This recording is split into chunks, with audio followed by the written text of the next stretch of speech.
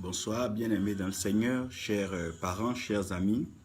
Nous trouvons utile et opportun de partager en ce jour encore la parole de Dieu, donc la pensée du Seigneur avec vous.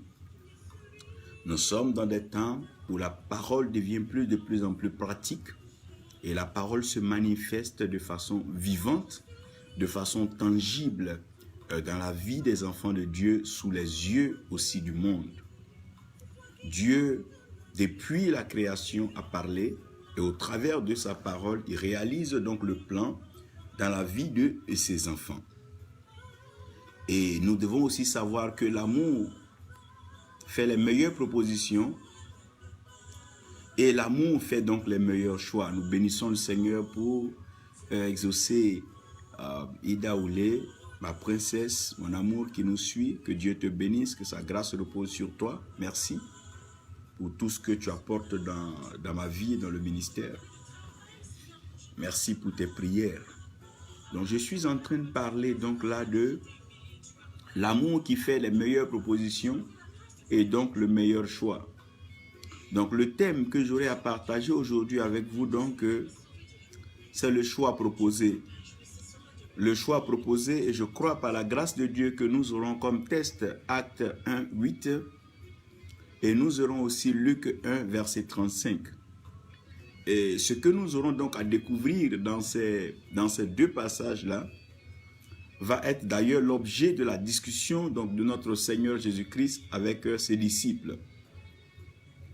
J'aimerais avant tout vous aider donc à réaliser quelque chose de fondamental, donc à comprendre le principe donc de la vie. Et nous allons très vite aussi réaliser, comprendre ce qui est le réel problème de l'humanité. Pasteur Tibé, que Dieu vous bénisse, que sa grâce repose sur vous. Nous bénissons encore le Seigneur pour les efforts que nous avons donc consentis les uns et les autres pour une rencontre organisée à Abidjan, même si cela n'a pas été possible. Je crois que Dieu le fera en son temps. Et c'est d'ailleurs ce qui fait donc la beauté des temps que nous avons encore à vivre.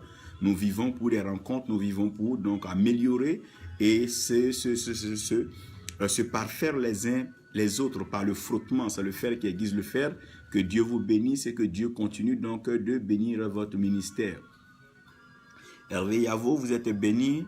Apostle Richard Femi Bolagi, God bless you from Lagos, Nigeria. We are really expecting in Ivory Coast to have you with us. We know how vibrant, how fiery is the word of God in your mouth. And we believe soon and very soon you will be one of us. That's one you can trust the Lord for that. You are blessed. Extend greetings to your beautiful wife and all the other pastors over there in Nigeria. It's a good time to be with you and we really appreciate you. I also want you to know that Apostle Bolaji speaks a good French and his coming to Ivory Coast won't be difficult for interpreters to flow with him. On est là, que Dieu vous bénisse, que sa grâce repose donc sur vous. J'aimerais donc situer rapidement les responsabilités, bénir le Seigneur pour tous ceux qui vont nous prendre en marche et tous ceux qui seront d'ailleurs heureux d'écouter donc ce sermon, ce message, cette révélation, cette prédication et cette portion de révélation de mystère qui pourra d'ailleurs nous aider pour la suite de notre vie et de notre marche. Donc j'aimerais que nous nous concentrons sur le choix à proposer. J'aimerais que vous réalisez que le problème de l'humanité a commencé tout simplement par un choix.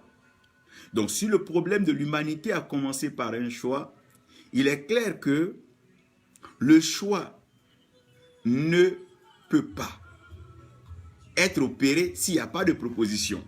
En d'autres termes, la proposition va de pair avec le choix. On ne peut rien choisir si rien n'est proposé. Donc, la vie va nous conduire dans un univers donc de choix et de propositions. Pour bien dire ici, nous allons vivre pleinement de choix et de propositions. Nous aurons des propositions et nous ferons des choix. Nous ferons des choix à partir des propositions. Nous aussi, nous ferons des propositions et des gens choisiront. Et donc, à cause de la complexité donc des choix, les propositions deviendront aussi complexes, voire indécentes. Nous bénissons Dieu pour grâce de Dieu, que Dieu te bénisse. Suzanne Zassi, que Dieu vous bénisse, que sa grâce repose sur vous. J'aimerais donc que vous suivez attentivement ce message. Donc la vie de l'homme va se faire donc entre le choix et la proposition. Donc la proposition et le choix, donc voilà les deux choses qui vont déterminer la vie de l'homme. Un homme sera élevé en fonction des choix qu'il aurait fait, bien sûr en fonction des propositions qui lui seront donc accordées. Donc Dieu va créer l'homme avec le libre arbitre. Dieu crée l'homme avec le libre arbitre, ça veut dire que Dieu crée l'homme libre, avec la pensée de la liberté et donc avec la pensée donc de la capacité à pouvoir apprécier et choisir. Donc Dieu créant l'homme avec la capacité à pouvoir choisir, donc l'homme aussi a la capacité de pouvoir proposer à son prochain. Donc à cause de la proposition et du choix, nous allons tout de suite aller donc dans deux tests. Et ces tests-là vont nous permettre donc de pouvoir asseoir la base et le fondement de ce que nous serons en train de dire. Ne perdez pas de vue que le problème de la vie est lié au choix. Et donc ce qui fait le choix, c'est la proposition. En d'autres termes, la vie est liée au choix et à la proposition. Dans le jardin, qu'est-ce qui va se passer? Dieu va présenter des arbres à Adam et Ève. Donc Dieu va leur présenter des arbres, si vous voulez bien, à Adam. Et Dieu va préciser que ces arbres-là sont des arbres au choix. Ces arbres-là sont au choix parce que chaque arbre a sa façon de nourrir l'humanité. Il y a des arbres d'ordre ordinaire qui peuvent nourrir donc le corps de l'homme. Il y a un autre arbre aussi qui est particulier, qui est l'arbre de la connaissance du bien et du mal, qui une fois entré dans l'âme de l'homme, peut limiter l'âme et peut limiter l'homme donc dans sa vie, dans sa longévité et dans sa capacité à pouvoir pratiquer certaines choses. Il aura aussi donc l'arbre de la vie qui est l'arbre donc qui est le porteur de l'esprit, qui pourra donc prolonger et mettre l'homme dans l'éternité. Donc que Dieu bénisse donc le révérend prophète Justice Diomandé, mon frère et ami, Sam d'Aplex Ministries, que Dieu te bénisse mon frère. Merci pour le temps que nous avons partagé. Donc le décor étant ainsi planté, aidez-moi à rentrer tout doucement dans les choix et les propositions de la vie. Donc le choix proposé maintenant deviendra la solution finale à tout ce que nous aurons à développer. Aidez-moi donc à lire Acte 1, verset 8. Acte 1, verset 8. Regardez avec moi ce qui est dit. Acte 1, verset 8. Je vous aide rapidement. Acte 1, verset 8. Acte 1, c'est verset 8. Je pense que le prophète Jérémie arrive. Acte 1, verset 8. Nous avons donc ce passage. Mais vous recevrez une puissance. Mais vous recevrez une puissance. Mais vous recevrez une puissance. Que Dieu vous bénisse. Merci bien d'être avec nous. Que la grâce de Dieu repose sur vous, prophète Jérémie, asseyez-vous. Donc, il est ici dit, Eric Chou, God bless you, my brother. Long time. Long time. Wow. I'll be in Abuja quite soon. I believe we'll meet there. Or we'll meet in Port Harcourt. God be with you. Donc, regardez un peu, excusez-moi. Regardez ce que le Seigneur dit. Mais vous recevrez une puissance. Le Saint-Esprit survenant sur vous et vous serez mes témoins. Le Saint-Esprit survenant sur vous et vous serez mes témoins à Jérusalem, dans toute la Judée, dans la Samarie et jusqu'aux extrémités de la terre. Après avoir dit cela, il fut élevé pendant qu'il le regardait. Et une nuée le déroba de leurs yeux. Et nous avons aussi cette lecture-là, rapidement dans le livre de Luc. J'aimerais qu'on prenne cela. Dans le livre de Luc, si nous regardons rapidement dans le livre de Luc, ça se fait aussi au chapitre 1. Luc 1. Luc 1, donc, le verset 35. Dans Luc 1, le verset 35, il y a un temps d'échange particulier entre l'ange et donc Marie, la mère de notre Seigneur Jésus-Christ.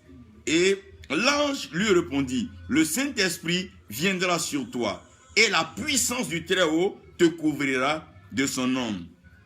C'est pourquoi le Saint-Enfant qui naîtra de toi sera appelé Fils du Très-Haut. Et j'aime bien ça. Je suis très heureux quand je lis donc ces portions d'écriture, mais nous allons rapidement prier le Seigneur. Père, tu as l'autorité spirituelle suprême. Tu règnes dans le ciel et sur la terre, tu as accompli tes œuvres. Viens par ta parole et bénis tes enfants. Oins-nous fraîchement maintenant, au nom de Jésus. Amen. En t'asseyant et en regardant donc ton temps, dis-toi que tu es dans une saison de choix proposés. Que Dieu vous bénisse donc et que sa grâce repose sur vous. Noël Faustin, Eric Chou, tous ceux qui nous joignent, je pense que Dieu vous bénisse. Mon frère, que Dieu te bénisse, que sa grâce repose sur toi. Nous aurons certainement l'occasion de nous voir et tout à l'heure certainement. Nous nous verrons. Voisin du quartier. Il n'y a pas de problème. Donc, puis je dis, je vais passer au Dieu. C'est toujours un plaisir de rendre visite au prophète de l'Éternel. Les voisins, vous ne se connaissent pas. Ou même, bon, c'est pas, ça peut être tout le temps, on se croise au dehors. Connaître la maison. Ça fait plaisir. Là, vous aurez l'occasion de venir voir bien parler de Dieu. Ça me ferait plaisir. Voilà. Ça me ferait plaisir. Il n'y a rien que l'homme peut faire sans Dieu. Rien qu'un homme peut faire sans Dieu. C'est très bien dit. Anne-Lydia Diallo, que Dieu te bénisse, que sa grâce repose sur vous. Donc, je suis en train de parler maintenant du choix à proposer. Dans ce que je suis en train de lire et que j'essaie de vous expliquer, c'est que vous allez réaliser que Dieu met Adam et Ève dans un jardin et Dieu les crée donc avec l'esprit de liberté et Dieu donc les crée avec la capacité de pouvoir choisir. Mais la capacité de pouvoir choisir est aussi liée avec la capacité à pouvoir proposer. Rien ne peut se choisir si rien n'est proposé. En d'autres termes, un homme ne peut pas choisir une femme s'il n'y a pas de proposition de femme. Un homme ne peut pas choisir une carrière s'il n'y a pas de proposition de carrière. Donc la vie et la mort se trouvant au pouvoir de la langue. En d'autres termes, la langue ne peut choisir la vie et la mort parce que la vie et la mort peuvent être proposées. Ce n'est pas parce que la vie et la mort vont créer, c'est pas parce que la langue va créer la vie et la mort, seulement c'est que la langue a la capacité de pouvoir choisir entre la vie et la mort. C'est pour ça que Dieu dit, je mets devant vous la vie et la mort, la bénédiction et la malédiction, mais je veux que vous choisissez, Donc le fait que Dieu mette les choses devant nous, ne rassure pas notre succès, ne rassure pas notre élévation, mais notre élévation va dépendre maintenant de ce que nous allons choisir. Donc, puisque ce que nous choisissons a un poids important dans notre vie, si ce que nous choisissons est aussi important dans notre vie, dans notre marche, ça veut dire qu'il y a un conflit dans le choix. Parce que tout ce qui a de la valeur cache en son sein un conflit. Tout ce qui est important cache en son sein une guerre, un combat. On ne peut pas réussir sans combattre. Il n'y a pas de gloire sans triomphe. Et il n'y a pas de triomphe sans combat, sans bataille. Comprenez que tout choix cache en lui un conflit. Je veux directement introduire le conflit d'être choisi. Le conflit même du choix et le conflit d'être choisi. Regarde simplement quand tu es choisi pour être la femme ou être le mari ou bien tu es choisi à un poste. Regarde comment plusieurs personnes convoitent ce poste. Pourquoi? Plusieurs sont appelés, mais très peu sont élus. Regardez, chaque fois qu'il doit avoir un choix, il y a un conflit, il y a une bataille, il y a un palabre.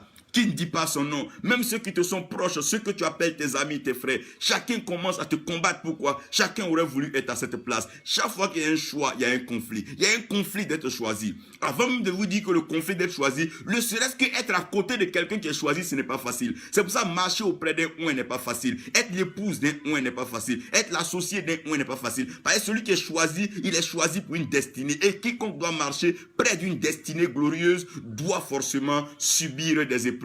Regardez souvent un manguier. Le manguier ne fait rien. Le fait qu'il donne seulement de beaux fruits, tout le monde commence à lapider le manguier. Tout le monde commence à grimper sur le manguier. Mais pourquoi? Parce que tout ce qui est choisi, tout ce qui est oint, attire forcément un conflit.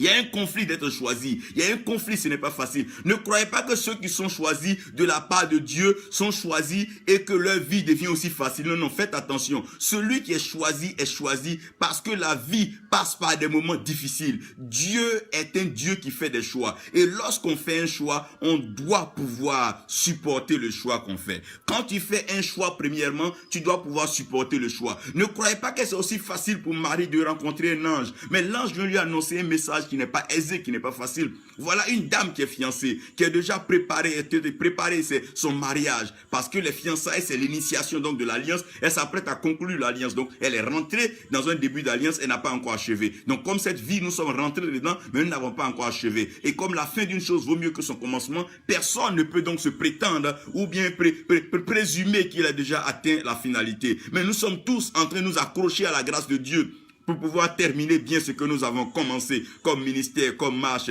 comme fruit de choix. Donc regardez une jeune femme qui, elle, a été déjà choisie par Joseph. Et pendant que Joseph est en train de préparer tranquillement dans le secret son alliance, voilà que l'ange vient lui parler. L'ange vient et l'ange lui dit que tu es choisi. Ah mon Dieu. Pendant qu'elle était déjà choisie par Joseph, l'ange vient lui dire que tu es choisi.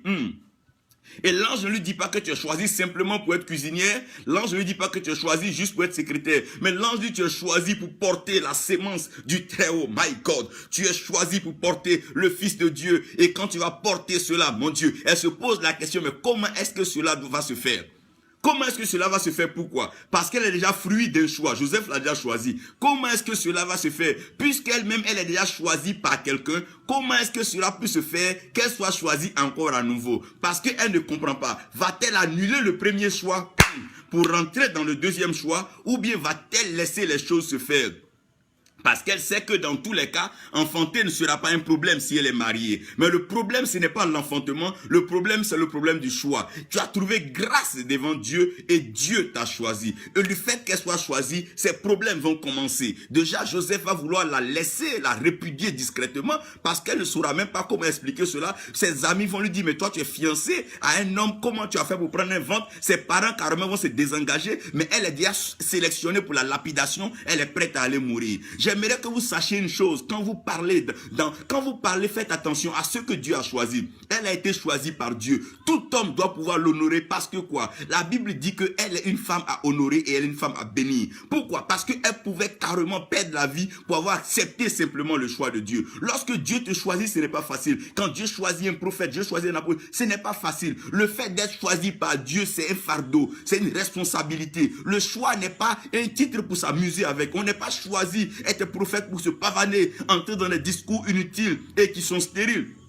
Mais on est choisi pour supporter quelque chose, une vision, une portion de pensée divine, une partie du céleste se transporte en nous. Lorsque quelqu'un est choisi, frère, ce n'est pas facile d'être choisi. Les apôtres, pour avoir été choisis, ont été persécutés pendant qu'ils faisaient la pêche. Tout le monde partait payer le poisson, les saluait. Oh, Pierre par là. Mais depuis le jour où ils étaient choisis, le problème a commencé. Il y a un conflit d'être choisi. Un homme qui est choisi, une femme qui est choisie, subira toujours un conflit. Quelque part, tu choisis un homme et toute ta famille te persécute. À plus forte raison quand tu es choisi. Parce que tu as le choix de choisir tes habits, choisir ta chaussure. Tu peux choisir la voiture que tu veux rouler. De la même façon que tu peux choisir, je veux t'informer que toi, avant que tu ne commences à choisir, Dieu t'avait déjà choisi. Et le fait que Dieu te choisit, tu deviens directement un sujet de conflit, un sujet de pression.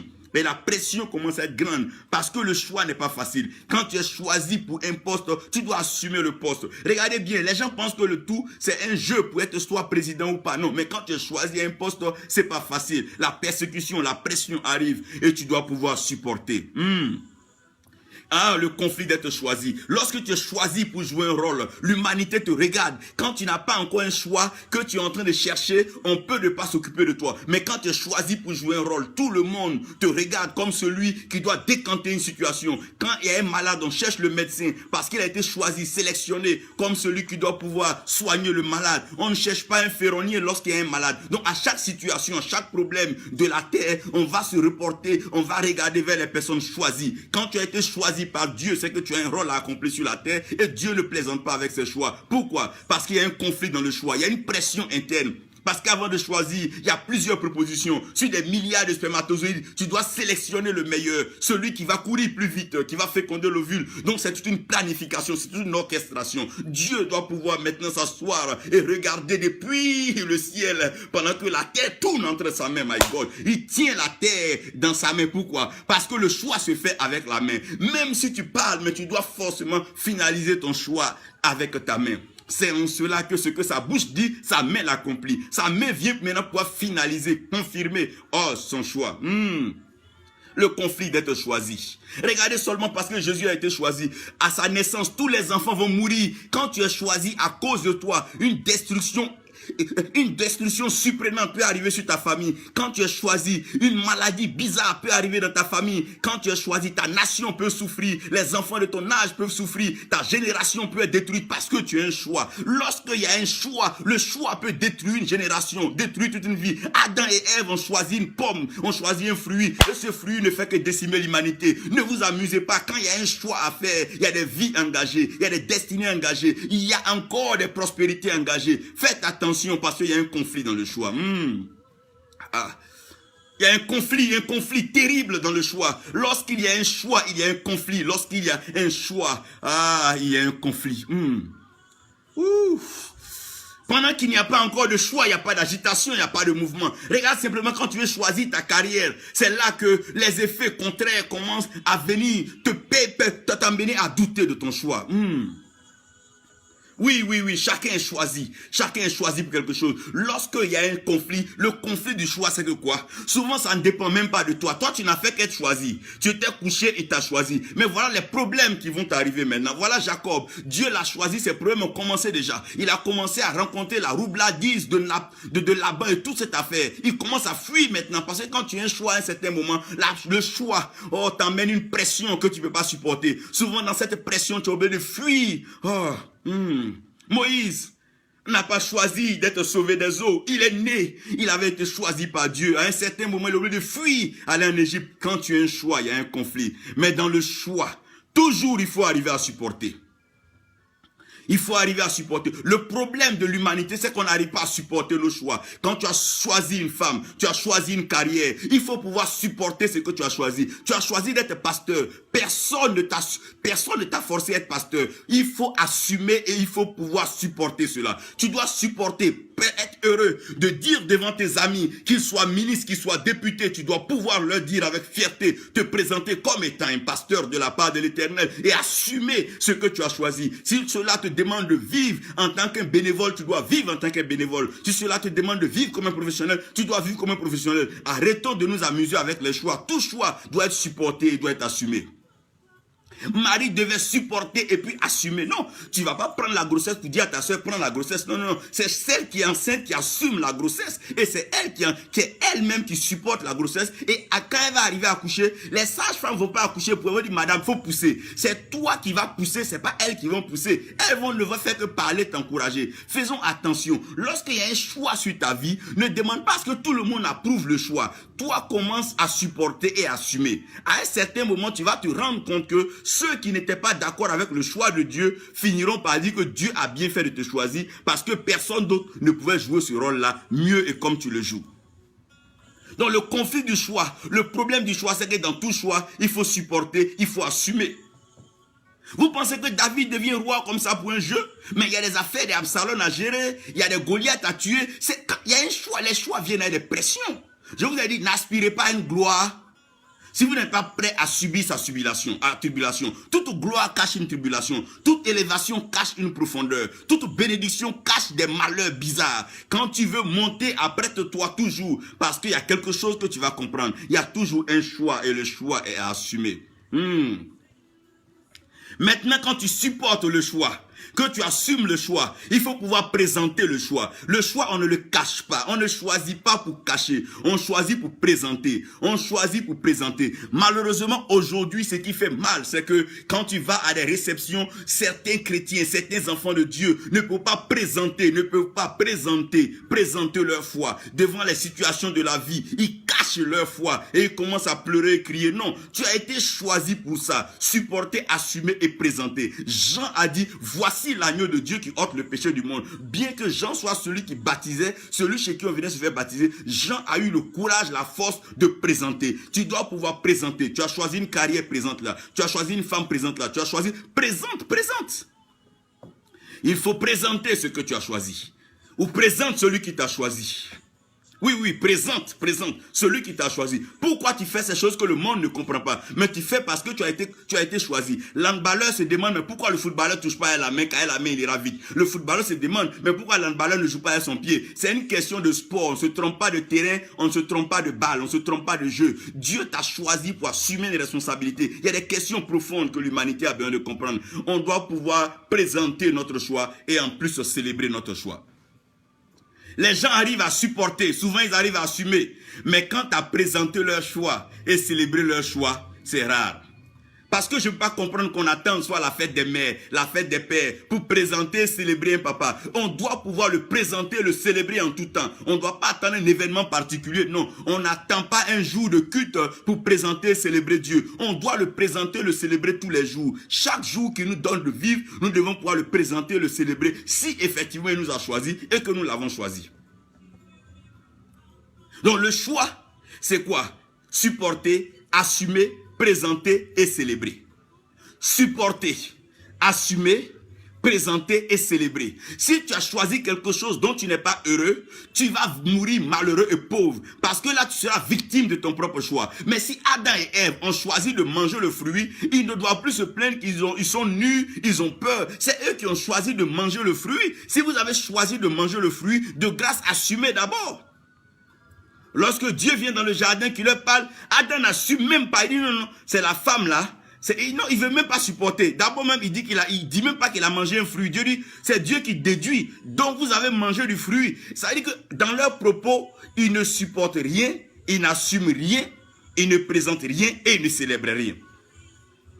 J'aurais voulu qu'il tombe aux pieds de Dieu, commencer à le présenter, le célébrer. C'est toi qui nous as mis dans le jardin. C'est toi qui nous as présenté le jardin. Il faut mettre Dieu devant ses propositions lorsque le choix devient un problème. J'arriverai à là. La beauté de cette vie, c'est lorsque tu as choisi de pouvoir supporter, assumer, présenter, célébrer. Peut-être que ta carrière ne sera pas célèbre comme les autres carrières, mais il faut célébrer ce que tu as choisi. Si Dieu t'a choisi être évangéliste, célèbre ta carrière d'évangéliste, même si ça ne te donne pas un grand temple, une grande église comme le pasteur. Si Dieu t'a choisi comme docteur, célèbre cette carrière, célèbre Dieu pour cela. Même si cela ne te donne pas forcément des grandes foules pour t'exprimer. Mais si tu peux parler à 1, 2, 3 personnes, leur enseigner leur profondeur, ces personnes peuvent répercuter tes enseignements sur des milliers. Nous devons pouvoir accepter et célébrer. Surtout. Maintenant, c'est qu'avant qu'il y ait un choix, il y aura ce qu'on appelle la proposition. Qu'est-ce que c'est que la proposition? Que veut dire la proposition? D'où vient la proposition? Quand vous voyez la proposition, dedans il y a des propos, ça veut dire des dits, des paroles. Mais des paroles qui ouvrent des portes. Et ces portes-là peuvent être multiples, plurielles, en fonction de celui qui fait la proposition. On peut te proposer 2 choses, comme te proposer 1000 choses. Quand je vais arriver un peu sur la motivation du choix, j'aimerais que vous sachiez que l'homme a le choix. Entre vivre au ciel, donc dans le ciel, entre vivre dans les airs, donc les rêves, les élévations charnelles, ou vivre sur la terre, ou bien vivre sous la terre. Celui qui va sous la terre, on sait ce qui lui est arrivé. Celui qui est sur la terre, on sait ce qui peut l'attendre. Celui qui est dans les airs aussi, on sait quelqu'un qui s'est élevé. Mais celui qui est dans le ciel, là, c'est à part, il est assis à la droite du Père en Christ. Donc, il y a ces positions-là que tu auras choisies. Si la terre ne te plaît pas, tu iras sous la terre, ou bien dans les airs, ou bien au ciel. Dans tous les cas, tu auras le choix. Comprenez que la proposition laisse ce qu'on appelle la liberté. Donc, à cause de la liberté, Adam et Ève ne peuvent pas accuser donc le serpent à 100% pour dire que c'est lui qui leur a donné. Il leur a fait une proposition. Donc la proposition, quand elle est faite, elle te laisse une liberté. Donc dans la liberté, tu dois pouvoir toi-même entrer en toi pour ressortir ce que Dieu pense qu'est le discernement. Donc toute liberté ne donne pas le choix à l'homme de faire ce qu'il veut, mais plutôt la liberté doit nous emmener au discernement et à la méditation. On te dit, voilà 2 portes. Il y a une, tu rentres dedans, tu meurs. L'autre, tu rentres dedans, tu vis. Tu ne vas pas sauter pour choisir. Tu vas d'abord aller discerner. Est-ce que d'abord c'est vrai? Est-ce que ces choix-là sont réels? Tu ne veux pas sauter sur des événements de la vie comme tu veux. Tu as besoin d'un discernement. Donc, dans cette proposition, tu auras ta liberté. Comme aujourd'hui, le monde est libre de faire ce qu'il veut. Chacun est libre de crier comme il veut dans sa chapelle. Chacun est libre de dire ce qu'il pense. Chacun est libre de prendre le titre qu'il veut. Chacun est libre de se faire appeler à tout ce que vous voulez. Chacun est libre de se faire appeler grand-père, grand-tante. C'est libre au choix. C'est libre. Si tout à l'heure, tu veux te faire appeler l'ange des eaux, appelle-toi l'ange des eaux. Tout à l'heure, tu veux te faire appeler le seul ange du ciel, appelle-toi comme tu veux. Si tu veux tout à l'heure appeler ton église, la seule église où Dieu est, fais ce que tu veux. C'est là la liberté. Mais dans la liberté, il faut discerner. C'est pas parce que c'est libre qu'on fait, il n'y a rien. Non, tout acte a une réaction. Et toute sémence a sa moisson. En d'autres termes, c'est pas parce que c'est libre que si tu fais, tu vas être libre. Non. C'est libre, mais une fois que tu entres dedans, tu n'es plus libre. Parce que ce que tu vas choisir va forcément te contraindre à une vie. C'est là que j'ai parlé d'ailleurs du conflit, donc du choix. Tu ne peux pas choisir une chaussure qui te sert et puis dire que tu vas être heureux, à l'aise comme les autres. Non, ça va te mettre la pression au pied. Donc tout ce que tu vas choisir, c'est vrai que tu es libre, mais il faut discerner. Et dans le discernement, il faut arriver à un certain niveau qu'on appelle le goût du risque. Le goût du risque, c'est là où la foi, agit. La foi dit quoi? Que dit Dieu? Si vous lisez la Bible, vous allez comprendre que la plupart des personnes qui ont été sauvées, qui ont reçu des miracles dans la Bible, c'est pas forcément parce que Dieu leur a parlé devant des gens. Mais je dis que ta foi t'a sauvé. En d'autres termes, ce que tu as entendu de la part de Dieu, que tu es venu me présenter, c'est ce qui t'a sauvé. C'est ta foi qui t'a sauvé. Alors que la foi vient de ce qu'on entend, et ce qu'on entend vient bien sûr de la parole de Dieu. Ça veut dire que personne ne peut avoir la foi, ou prétendre avoir la foi, si cela ne vient pas de Dieu. Donc toute forme de foi vient de Dieu. Qu'on puisse appeler comme on veut, on puisse même concevoir certaines pensées positives et autres, mais comprenez que pour que cela produise un miracle, pour que cela agisse dans le surnaturel et que cela agisse dans l'extraordinaire, il va falloir que cela soit habillé par la foi. Donc la foi peut sauver quelqu'un, la foi peut élever quelqu'un, la foi peut bénir quelqu'un, la foi peut établir quelqu'un, parce que par la foi, tout ce que nous voyons a été fait. Et c'est par la foi que nous comprenons que c'est par la parole de Dieu. Donc, dans le goût du risque, excusez-moi, c'est là que la foi doit pouvoir agir. On ne fait pas de choix sans avoir la foi de ce qu'on choisit. Lorsque tu veux pouvoir regarder des propositions, agis par la foi. Ne laisse pas le doute temps. Pourquoi est-ce que le diable était content qu'il y ait les ténèbres? Il s'est dit que s'il envoyait la lumière, le discernement allait être simple. Donc, qu'est-ce qu'il fait pendant que Dieu crée? Il n'enverra pas la lumière. Donc, pendant que l'Esprit de Dieu va se mouvoir à la surface des eaux, il va se trouver qu'il y aura les ténèbres à la surface des abîmes. Donc, comme il y a les ténèbres à la surface des abîmes, quiconque descend dans les profondeurs ne pourra pas discerner. C'est pour ça que certains descendent dans les profondeurs, mais ils ressortent avec les hérésies. Parce qu'il n'y a pas la lumière dans les profondeurs. Donc, s'il n'y a pas la lumière dans les profondeurs, bien que tu vas pouvoir descendre, mais tu ne pourras pas faire un choix. Pourquoi? Parce que ton discernement ne sera pas clair. Et quand le discernement n'est pas clair, le choix est toujours erroné et un choix qui pose donc des problèmes. Et comme l'Esprit de Dieu se mouvait à la surface des eaux, Dieu va amener l'homme à réaliser que pour entrer dans le royaume des cieux, il faut naître d'eau, il faut naître d'esprit.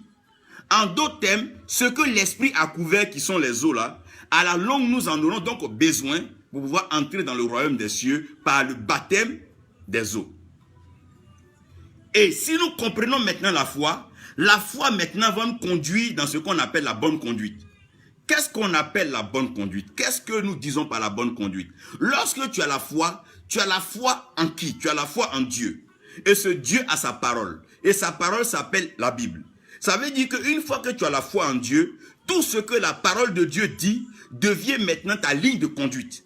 Donc tu ne peux pas avoir la foi en Dieu et puis te conduire avec un autre livre ou avec un autre document. Non. Quand tu as la foi en Dieu, ça veut dire que tu crois que ce que Dieu dit est vrai, et ta conduite dépendra maintenant de Dieu.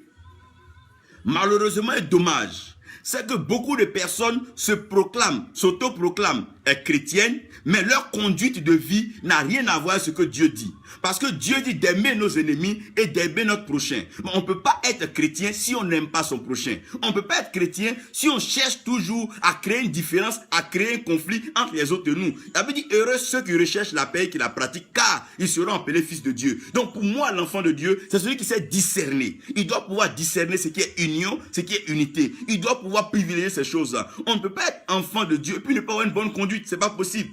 On ne peut pas prétendre être enfant de Dieu et être toujours en train de convoiter ce qui appartient à autrui. On ne peut pas être enfant de Dieu et être toujours en train de faire des combats inutiles. On peut être enfant de Dieu et être prêt maintenant à calomnier, à critiquer, à tuer sans donner vie. Ça veut dire que la conduite n'est pas en phase alors avec notre foi.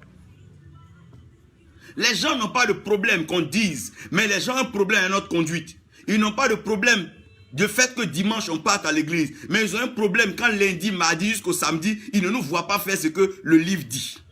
Voilà le problème. Donc, nous sommes en train de parler d'un choix que nous avons fait, mais nous proposons quelque chose qui est contraire à notre choix. On ne peut pas faire un choix de sainteté et proposer l'impureté à la création. Qu'est-ce que je veux dire par là? On ne peut pas dire que nous avons fait un choix d'amour et manifester la méchanceté à tous les niveaux. Non. On ne peut pas dire que nous avons fait un choix de vie est toujours en train de créer des crises, des guerres, des tensions, des divisions par-ci et par-là. Non, on ne peut pas dire nous avons fait un choix de vie et créer des conflits dans les familles en suspectant tel de sorcier ou de sorcière. Mais si jamais vous trouvez des sorciers et des sorcières, vous êtes oint, vous avez été choisi pour aller transformer. Quand on est oint, ce n'est plus pour faire des débats, mais c'est pour transformer les situations. Jésus-Christ est venu sur la terre, il n'est pas rentré dans des débats qui a péché, qui n'a pas péché, qui a tué qui n'a pas tué qui a fait ceci. Il est venu pour sauver l'humanité. Voilà de quoi il est question. La bonne conduite. Lorsque tu as un choix, ta conduite doit justifier ton choix. Quand on t'a choisi comme épouse, ta conduite de femme doit justifier que tu es une épouse. Quand on t'a choisi comme chef, ta conduite doit maintenant justifier que tu es un chef. C'est maintenant dans ta conduite qu'on va voir. Qu'est-ce que tu proposes? Que propose l'humanité? Oui, tu veux qu'on te choisisse président, il n'y a pas de problème. Tu veux qu'on te choisisse maire, il n'y a pas de problème. Tu veux qu'on te choisisse évêque, il n'y a pas de problème. Tu veux qu'on te choisisse tout ce que tu veux. Mais que proposes-tu? Que proposes-tu? Que proposes-tu? Dieu est Dieu parce que dans ses choix et dans ses propositions, il est suprême. Oh my God, what am I talking about? Tu veux qu'on te choisisse, tu proposes quoi? Que proposes-tu à la création? Une vie meilleure? Une vie de moralisation, une vie de crainte de Dieu, une vie d'amour, une vie de partage, une vie de pureté. Que proposes-tu? Oui, tu veux la fille des gens, que lui proposes-tu? Oui, tu veux qu'on te nomme directeur, que proposes-tu? C'est une question de proposition et de choix. C'est une question de proposition et de choix. Cette affaire de choix, on ne choisit pas pour rien. On choisit en fonction des propositions. Que propose la vie? Malheureusement, j'entre maintenant dans ce que j'appelle le choix motivé. Le monde nous propose des choses qu'elle-même, elle ne choisit pas. Donc, puisque le monde nous propose des choses qu'elle ne choisit pas, elle nous prend maintenant comme des cobayes pour tester sa proposition. Lorsque quelqu'un finit une formation, il va faire un stage, donc c'est des essais. Mais il n'essaie pas sur lui-même. Il va essayer sur autrui, il va essayer ailleurs. Lorsque les hommes vont fabriquer quelque chose, ils vont essayer sur les autres, mais ils n'essaient pas sur eux-mêmes. Pourquoi? Parce qu'ils vont pouvoir te cacher des choses, c'est en fonction de tes erreurs et tes réactions qu'ils vont corriger, donc pour sortir des labels et des nouvelles choses. Donc le monde nous propose aujourd'hui quoi? La célébrité, l'orgueil, le m'as-tu vu, la sexualité, les grandeurs démesurées, les folies de grandeur, l'insolence, l'impolitesse.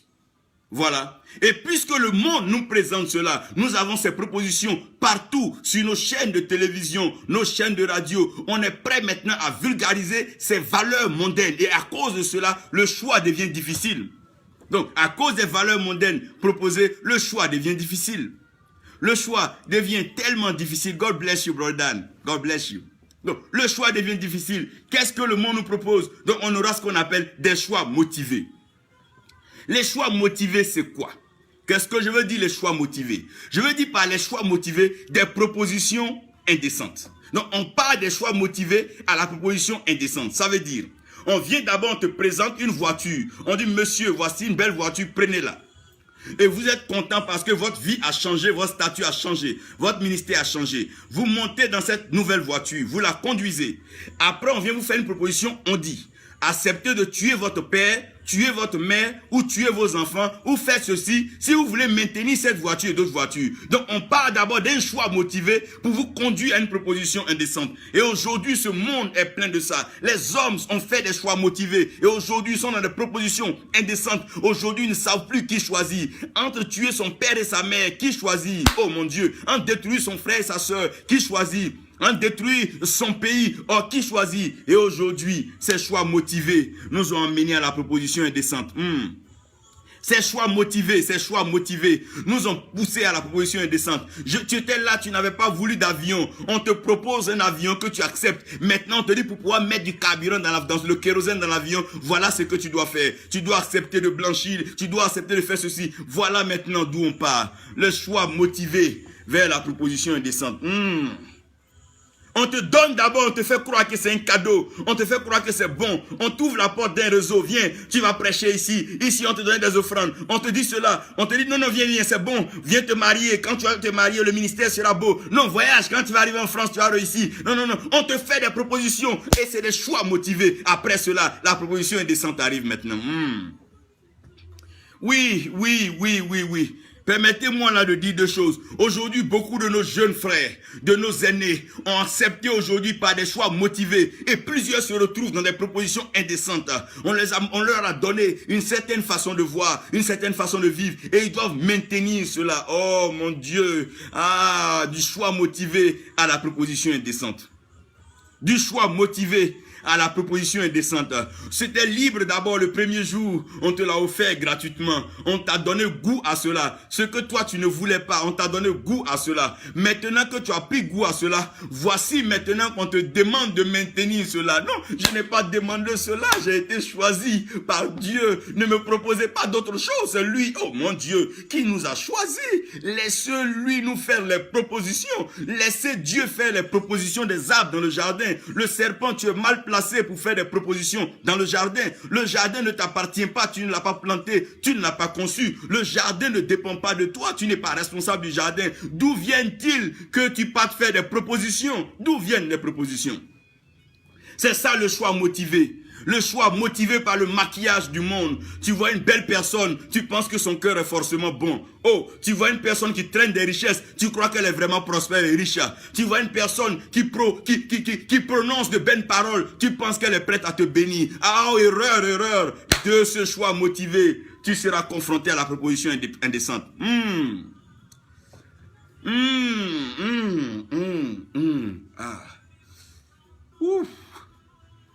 De ce choix motivé, tu seras confronté à la proposition indécente. Si le choix de Satan te motive, ces propositions te seront indécentes. Tout ce que tu es en train de choisir par motivation aujourd'hui, demain quand les propositions vont arriver, ne cherche pas à t'en dérober pour raconter des bêtises. Nous n'accepterons pas cela. C'est un choix volontaire que tu as accepté. Et maintenant, tu dois être capable de te prosterner, te confesser, te repentir. Alors, tu seras libre.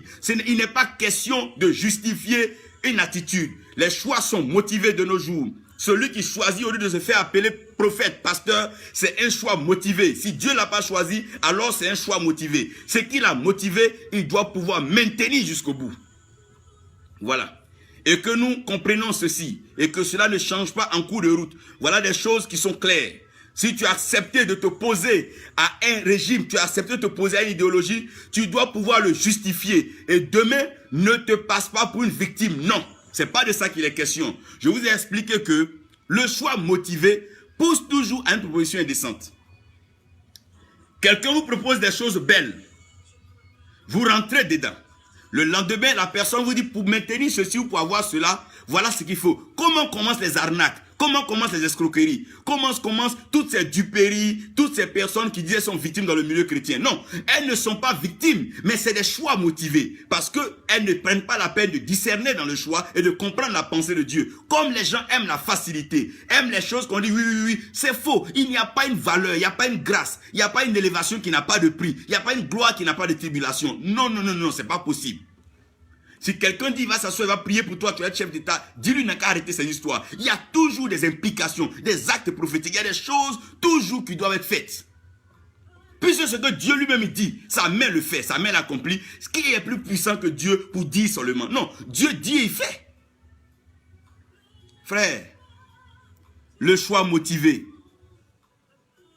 et la proposition indécente. Tu as choisi une carrière. Tu dis que Dieu t'a appelé à être vendeur de pain. Demain, ne te plains pas en vendant le pain. Tu dis que Dieu t'a appelé à être politicien. Nous allons t'acclamer. Mais si demain, tu es en train de renier cela, nous allons te remettre devant tes dires. Tu dis, Dieu t'a appelé à délivrer les nations. Si demain, on te voit en train de lier les nations, on te le rappellera. Les choix motivés finissent par des propositions indécentes. Quand par exemple, quelqu'un dit à une femme, non, moi je préfère être avec toi une nuit et je te marie. Ça, c'est des choix, c'est des propositions. Demain, ne changez pas de parole. Voilà les problèmes. Tu as accepté de confesser le Seigneur. Mais maintenant, alors, il faut qu'on assume. Donc maintenant, voilà maintenant le choix proposé de Dieu. Je viens maintenant à mon point. Oh Dieu, merci pour ta grâce, pour ta faveur. Donc Dieu, dans Jean 1, 12 va dire, si vous lisez Jean 1, au commencement était la parole était Dieu, la parole était avec Dieu. Toutes choses, donc tout ce que vous voyez été fait par la parole. Donc ça veut dire que si Dieu doit résoudre le problème de l'humanité, Dieu doit résoudre le problème de l'humanité par le choix. Puisque ce n'est pas un choix que les problèmes ont commencé, Dieu ne peut résoudre le problème de l'humanité que par un choix. C'est pour ça que quelqu'un choisit directement Jésus-Christ comme son Seigneur et Sauveur, directement il est sauvé, puisque la chute a commencé par un choix. Donc le salut revient aussi à un choix. Seulement c'est que c'est un choix proposé. C'est un choix proposé, pourquoi? Je vais vous expliquer. Le choix est proposé. Pourquoi? Parce que avant la création, avant la fondation du monde, Dieu avait déjà immolé l'animal, l'agneau de Dieu. Dieu avait immolé l'agneau. Pourquoi? Dieu l'avait immolé pour un but. En immolant l'agneau avant la fondation du monde, il établit les fondements du monde sur le sang de l'agneau. Donc sur l'agneau, le sang de l'agneau est le fondement du monde. Que ce monde-là s'effondre, la seule chose à pouvoir rectifier donc la fondation, c'est la même structure qui a été à la base. Quand tu construis une maison, donc que le fondement est en marbre, si jamais la maison s'écroule, la fondation s'écroule, tu dois la restaurer par les marbres. C'est la même chose. Le seul sang qui a été immolé avant la fondation du monde, c'est bien sûr le sang de Jésus-Christ. Et c'est ce sang-là qui peut venir restaurer, rétablir l'alliance éternelle donc, entre Dieu et la création. Regardez bien, lorsque Caïn va tuer Abel, Abel crie, mais la voix d'Abel n'est pas entendue. Lorsque le sang d'Abel verse, alors le sang d'Abel est entendu. Parce que à la fondation du monde, ce qui a été utilisé donc comme étant le fondement, c'est le sang. Le fondement, c'est la plateforme à partir de laquelle on peut se faire entendre. Donc, si le fondement d'une famille, c'est le poisson, c'est seulement quand tu viens le poisson que cette famille-là répond. Si le fondement d'une famille, c'est la richesse, quand tu viens avec la richesse, ils vont te respecter. Il y a des gens, leur fondement, c'est l'argent. Tant que tu as l'argent, vous êtes amis. Il y a des gens, leur fondement, c'est quand tu es belle. Tant que tu es belle, vous êtes amis. Il y a des gens, leur fondement, c'est la voiture. Dès que tu payes une voiture, vous êtes amis. Chacun a son fondement. Mais la Bible dit que l'agneau a été immolé avant la fondation du monde. Donc, le fondement du monde, c'est le sang. Donc, ça veut dire que chaque fois qu'il y a un sang qui coule sur la terre, Dieu est directement informé. Parce qu'il y a un fondement qui a été établi et c'est le fondement du sang de l'agneau. Dieu a dit à Caïn, le sang de ton frère Abel crie jusqu'à moi. Mais comment est-ce que quand Abel se faisait agresser, sa voix n'a pas été entendue et c'est le sang d'Abel qui est entendu? Parce que le fondement, c'est ce par quoi Dieu restaure. Dieu restaure depuis les fondements. Lorsque les fondements sont ébranlés, Dieu, ah my God, lorsque les fondements sont ébranlés, le juste vivra par la foi. Et la foi devient le fondement. Et la foi en qui? La foi en Jésus-Christ, notre Seigneur et notre Sauveur. Donc le choix proposé de Dieu, j'arrive. À partir d'un certain moment, les prophètes, les sages, les juges et les rois vont commencer à se rendre compte que leur action est limitée. Les règnes seront limités à 40 ans. Certains n'atteindront pas les 40 ans. Et les hommes vont commencer à avancer. Des prophètes vont venir commencer à manifester le surnaturel, agir de façon puissante sur la terre, sur les eaux, dans les airs, en déclenchant le processus du feu. Mais à un certain moment, Esaïe va s'asseoir et Esaïe va s'interroger. Esaïe dit, mais avec tout ce que je vois, j'ai comme l'impression qu'il y a déjà un choix proposé, mais nous sommes en train de faire autre chose. Esaïe dit, nous étions tous errants comme des brebis. Chacun suivait sa propre voie. En d'autres termes, nous avons choisi nos propres voies et nous suivons nos voies. Nos choix sont motivés. Nous choisissons d'aller dans des pays, c'est nos choix motivés. Nous choisissons des carrières, c'est nos choix motivés. Nous choisissons des disciplines, c'est nos choix motivés. Mais écoutez bien, Esaïe va dire, et l'Éternel a fait retomber sur lui. Donc de façon volontaire, Dieu a pointé tous les choix sur lui. Et celui-ci, il a supporté l'iniquité de nous tous. Je vous ai dit que le conflit du choix, c'est de pouvoir supporter. Ce Messie Jésus-Christ a supporté le péché de l'humanité, a supporté le fardeau, a supporté le poids de la mort. Et il a assumé, lui qui n'a point péché. Il est venu parler, répondre au nom des pécheurs. Quand on appelait l'adultère, il répondait présent. Quand on appelait le menteur, il répondait présent. Quand on appelait le voleur, il répondait présent. Pendant que la Bible dit, il ne connut aucun péché. Lui qui commit aucun péché, l'Éternel Dieu a fait retomber sur lui l'iniquité de nous tous. Donc Dieu est en train de proposer un choix quelque part. Non seulement il a supporté nos péchés, non seulement il nous a supporté dans nos faiblesses, mais en plus il a assumé.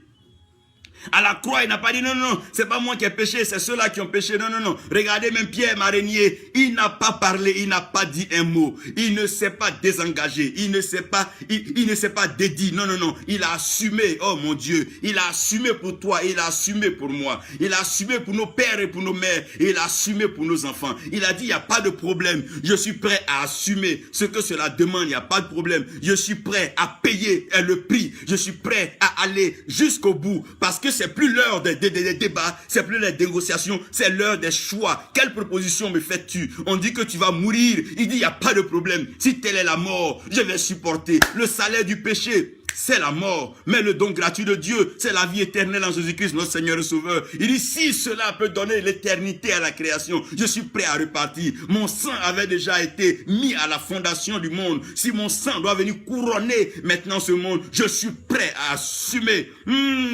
Non seulement il a assumé, mais il est prêt à nous présenter. Regarde, il est prêt à nous présenter sur la croix avec tout le mal que l'homme lui a fait. Il a dit non, ne leur fais aucun mal. Non, non, non, non, non, non, ne leur fais aucun mal. Non, non, non, pardonne le Père. Il faut leur pardonner, bien qu'ils m'aient refusé l'eau et tout. Pardonne-leur, car ils ne savent pas ce qu'ils font. En d'autres termes, leur choix n'est pas proposé. Ils font cela sans savoir. Ils sont ignorants de leur choix. Mais moi, je sais de quoi il est question. Toi, tu sais de quoi il est question. Parce qu'à Gethsemane, nous en avons parlé. Nous en avons discuté. Tu as vu dans le ciel, tu as dit, qui enverrai-je? Je me suis levé, je me suis proposé. Je me dis, me voici. Et je vais, oh my God, pas pour moi seul, mais pour nous tous. Donc Dieu avait déjà son choix proposé. Il nous a présenté à la croix. Malgré que son sang coulait, il nous préservait. Il nous préservait. Maintenant, il va nous célébrer. Comment il va nous célébrer? Il va nous célébrer parce que les apôtres disent que nous, on a tout laissé, voilà. On a laissé nos activités, on a tout laissé, on t'a choisi. On t'a choisi, tu es notre Seigneur, tu es notre Sauveur. Donc on est au COI, on est ensemble pour la vie. On est ensemble pour toujours. Il dit non. Vous ne m'avez pas choisi. C'est moi qui vous ai choisi le premier. Depuis le ventre de vos mères, je vous connaissais, je vous ai choisi. Mais puisque moi, je vous ai choisi, moi aussi, j'ai été choisi par le Père. Donc, il est avantageux pour vous que je parte vers celui qui m'a choisi. Maintenant, si je vais vers celui qui m'a choisi, je plaiderai avec lui. Et il vous enverra. Il vous enverra le choix proposé. Il vous enverra le choix proposé. Le choix proposé, c'est qui? Le choix proposé, c'est quoi? Le choix proposé, c'est le Saint-Esprit. Il dit, vous recevrez, vous recevrez une puissance. Vous recevrez une puissance. Ça veut dire que quoi? C'est un don, c'est un choix. Quelque chose qui a été choisi, on vous propose. Vous êtes venu à une réception, il y a un menu au choix. Le menu au choix actuel, c'est le Saint-Esprit. Quel est le menu au choix dans nos églises? C'est le Saint-Esprit. Sur l'humanité, c'est le Saint-Esprit. Il n'est pas question que quelqu'un vienne avec une divination, des pratiques maléfiques, sataniques encore pour tromper l'humanité. Il y a déjà un choix proposé. Il dit, il est avantageux pour vous que je m'en aille. Si je vais vers le Père, je vais alors demander qu'il vous envoie un autre consolateur. Donc, il y a un choix proposé. Le choix proposé maintenant devient le Saint-Esprit. Il dit le Saint-Esprit qui viendra sur vous, alors vous serez mes témoins. Vous ne pourrez jamais témoigner de moi parce que vous ne m'avez pas choisi. Mais le choix que je vous envoie, il me connaît parce que l'Esprit sonde les profondeurs de Dieu. Donc l'Esprit connaît les choix de Dieu et l'Esprit peut anticiper les choix de Dieu. Donc si cet Esprit-là vient sur vous, vos choix, mon Dieu, seront déjà des choix proposés. Pourquoi? Il dit que ceux qui sont conduits par l'Esprit de Dieu sont enfants de Dieu. En d'autres termes, nous ne choisirons pas parce que nos amis ont choisi, nos sœurs, nos frères ont choisi, mais nous choisirons parce que nous sommes conduits par l'Esprit de Dieu. Et c'est conduit par l'Esprit de Dieu que nous allons choisir nos destinations, choisir nos orientations. Donc c'est un choix proposé. La même question. Luc, qui a écrit le livre des Actes, s'est retrouvé à un certain moment dans le même dilemme. C'est quoi cette puissance? Aujourd'hui, tout le monde cherche la puissance financière, la puissance maléfique et tout et tout. Mais regardez bien, regardez bien, regardez bien. C'est quoi cette puissance? Marie demande donc à l'ange, comment est-ce que cela se fera-t-il? L'ange lui dit, il y a un choix proposé. Ça veut dire que tu n'enfanteras pas n'importe comment. Tu n'enfanteras pas n'importe quel homme. Tu ne seras pas lié à n'importe quel homme. Mais il y a déjà un choix proposé. La puissance du Très-Haut. Oh my God. La puissance du Très-Haut. La puissance du Très-Haut surviendra sur toi. La puissance de Dieu se posera sur ta tête. Comme tu as été choisi par Dieu, la puissance du Très-Haut te couvrira. Et comme la puissance du Très-Haut te couvrira, alors tu concevras.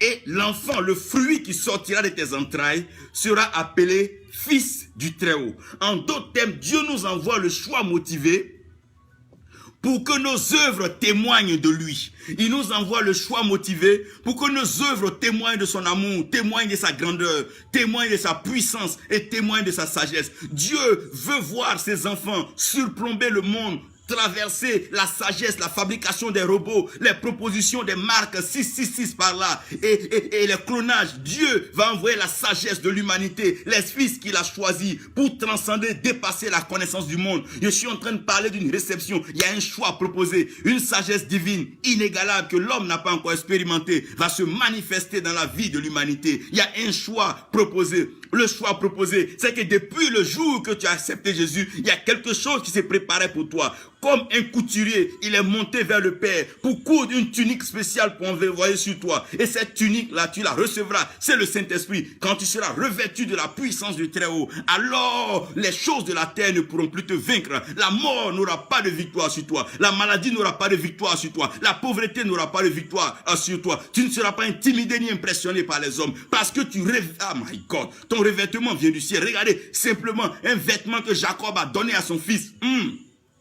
A été convoité. À plus forte raison, le revêtement qui vient d'en haut. Il y a un revêtement céleste. Dieu a déjà un choix proposé pour toi. Ne te fatigue pas pour choisir les choses du monde. Ne te précipite pas pour choisir une carrière des hommes. Mais Dieu a un choix qui te propose. Ce choix qui te propose, c'est le choix du salut manifesté par Christ et conduit, accompli par le Saint-Esprit. Lorsque le Saint-Esprit, my God, vient en quelqu'un, il lui confirme la présence de Christ. Et Christ en toi, l'espérance de la gloire. L'Esprit de Dieu te conduira dans toute la vérité, te conduira dans les Écritures. Et l'Esprit te ramènera à la mémoire des choses passées. Le Saint-Esprit est le choix proposé. S'il y a un choix proposé, c'est le Saint-Esprit. Nous n'avons rien d'autre à proposer à l'Église si ce n'est le choix proposé par Dieu. Dieu a proposé le Saint-Esprit. Jésus-Christ a proposé le Saint-Esprit. C'est cet esprit qui se mouvait à la création, à la surface des eaux. Que voulons-nous encore? Que cherchons-nous encore? Frères et sœurs, il est temps d'arrêter ces pratiques maléfiques, sataniques et maçonniques. Retournons à la recherche du Saint-Esprit. Laissons le choix proposé se manifester dans notre vie. Aujourd'hui, les gens sont en train de courir à la recherche de l'argent, à la recherche des clubs, les recherches de clics, des claques, des réseaux. Tout simplement parce que le Saint-Esprit, lorsque l'Esprit de Dieu est sur toi, il te conduit vers, oh my God, l'Esprit de Dieu te conduira dans l'abondance, dans la prospérité. L'Esprit de Dieu te conduira dans l'élévation. Dieu convaincra des gens qu'il est avec toi. Lorsque la puissance du Très-Haut te couvre, mon Dieu.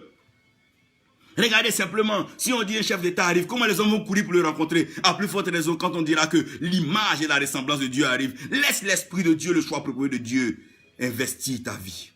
Le choix proposé, c'est le Saint-Esprit.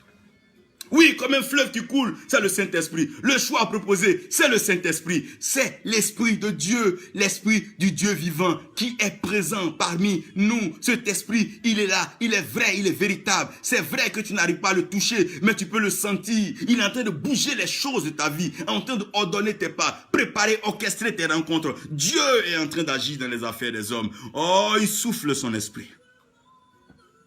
Il souffle son esprit. Et lorsqu'ils étaient assis en chambre haute, oh mon Dieu, oh ils ont reçu cela. Le langage de Pierre a changé. L'accoutrement, la face de Pierre a changé. Ce peureux a commencé à parler avec audace, avec assurance et avec confirmation. Oh, le choix proposé. C'est ce choix. Tu es le choix proposé de Dieu pour ta famille, pour ta nation. On aura besoin de toi. On te cherchera. Tôt ou tard, on te cherchera. Les pouvoirs te chercheront. Les autorités te chercheront. Les puissances te chercheront. Parce que tu es le choix proposé par Dieu dans le cœur d'un homme. L'homme te cherchera. Les enfants te chercheront comme mère. Pourquoi? Tu as le choix proposé. Tu deviens maintenant incontournable parce que tu deviens maintenant un pôle d'attraction et d'opération du Saint-Esprit. Tu as le choix proposé parce que le choix proposé est avec toi. Depuis ce temps, Marie est restée dans l'histoire, la mémoire de la création des hommes. On ne peut pas parler sans parler d'elle. On n'approchera même pas le Noël sans parler d'elle. Pourquoi? Parce qu'elle a été le choix proposé. Oh mon Dieu. Toi, tu es le choix proposé. Pour des guérisons miraculeuses, vous allez voir, des cancers vont être guéris, des ulcères vont être guéris, des fibromes, des kystes vont tomber. Tu as le choix proposé pour la guérison divine. De la même façon qu'un gouvernement peut former des femmes, des sages-femmes, des infirmiers pour guérir des gens, des paludismes et autres. Toi, tu as le choix proposé, formé par le Saint-Esprit, afin d'apporter la solution à l'humanité. Tu es le choix proposé. Ne te méprise pas. Ne te juge pas mal, non. Tu es le choix proposé de Dieu. Dieu sait pourquoi il t'a choisi et il sait pourquoi il te propose. Le choix proposé. Je vous propose le Saint-Esprit.